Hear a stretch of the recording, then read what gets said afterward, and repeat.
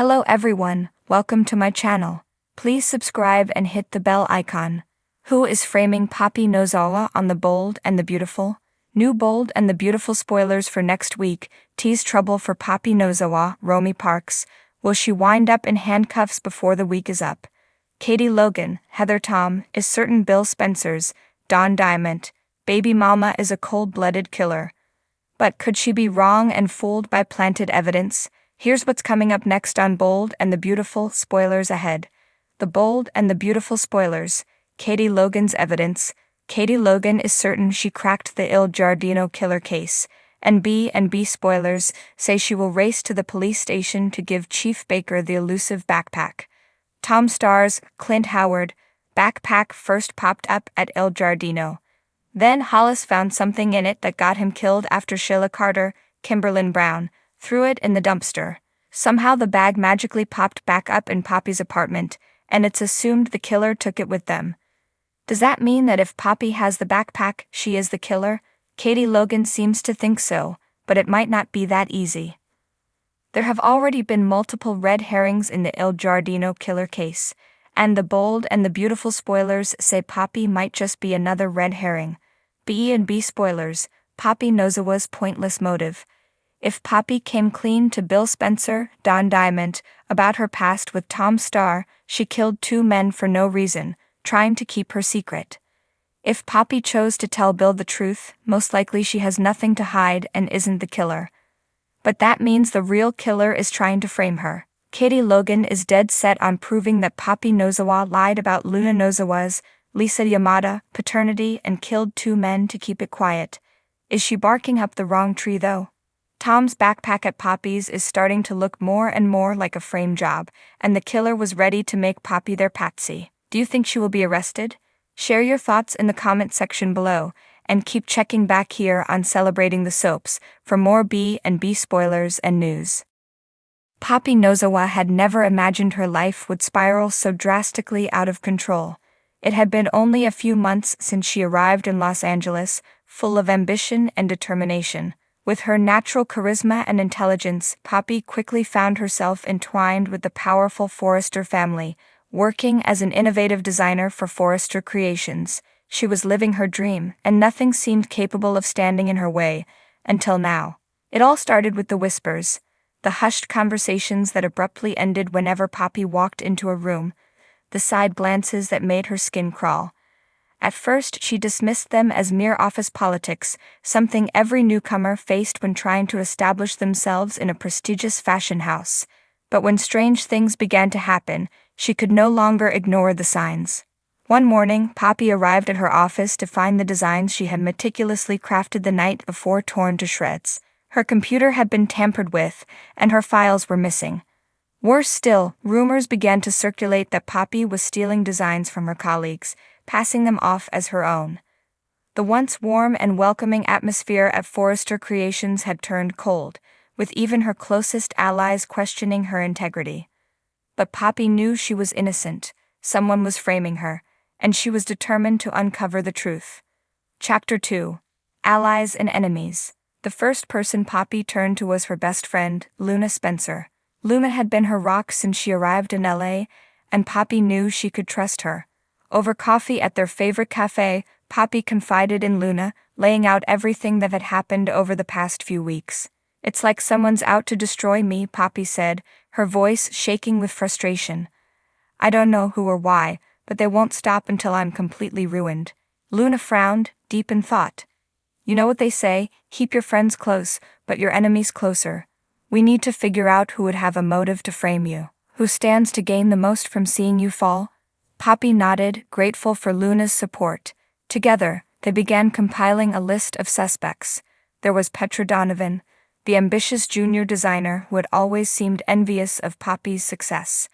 Then there was Xander Perez, a rival designer from a competing fashion house who had been trying to poach Poppy for months. And of course, they couldn't ignore the possibility of someone within the Forrester family itself, although Poppy hesitated to believe that any of them would stoop so low. But as they dug deeper, Poppy and Luna realized that the web of intrigue extended far beyond the walls of Forrester Creations. Mysterious figures from Poppy's past began to resurface, and long-buried secrets threatened to come to light. Chapter 3. The Dark Past. Unbeknownst to most of the foresters, Poppy Nozawa had not always been the confident, stylish woman they knew today. Her past was filled with shadows, secrets she had tried to bury deep within her heart. Poppy had grown up in a small town, the daughter of a successful businessman who had made enemies as easily as he made money. When she was just a teenager, her father had been caught up in a scandal that shook their family to its core. He had been accused of embezzling funds from his own company, a crime he swore he didn't commit.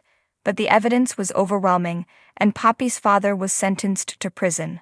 The disgrace had driven Poppy's mother to despair, and their once loving family had fallen apart. Poppy had changed her name, reinventing herself as she fled to the city to start anew. She had buried her past so deeply that even her closest friends in LA knew nothing of her true origins. But someone did know, and that someone was using Poppy's past to manipulate her present. It all came to a head one evening when Poppy received an anonymous package at her apartment. Inside was a photograph of her father, taken on the day of his arrest. There was also a note.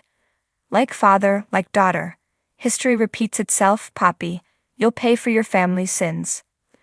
The words sent chills down Poppy's spine. Someone was using her father's disgrace to taint her reputation, to drag her back into the darkness she had fought so hard to escape. But who could it be? Chapter 4. Secrets Unveiled. Desperate for answers, Poppy turned to the one person who knew more about her past than anyone else, her estranged brother, Hiro.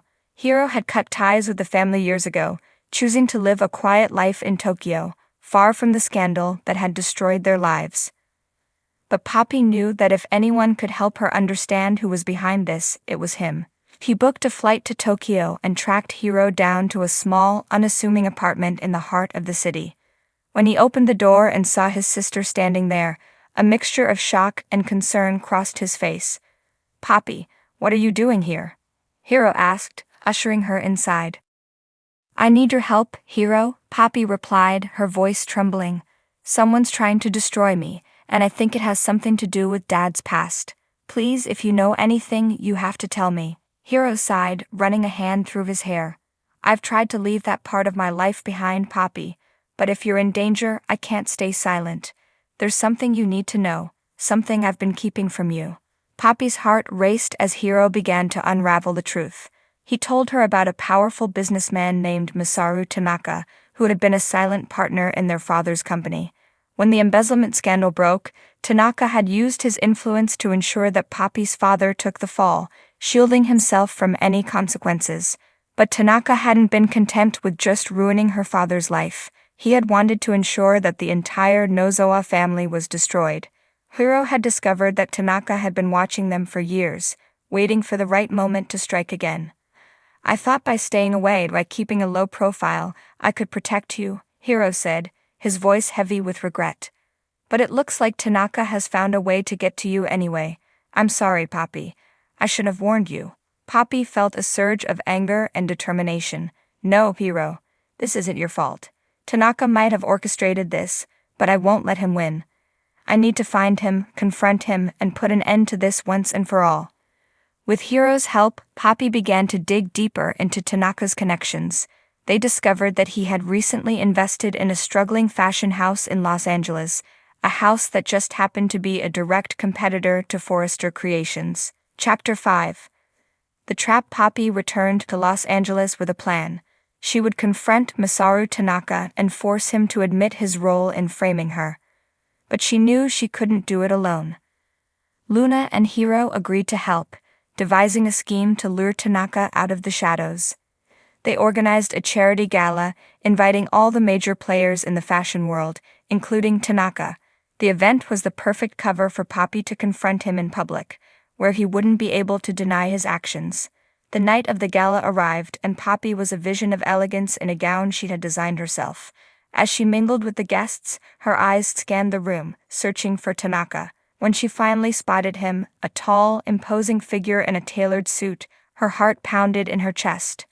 But Poppy was not afraid. She had come too far to back down now.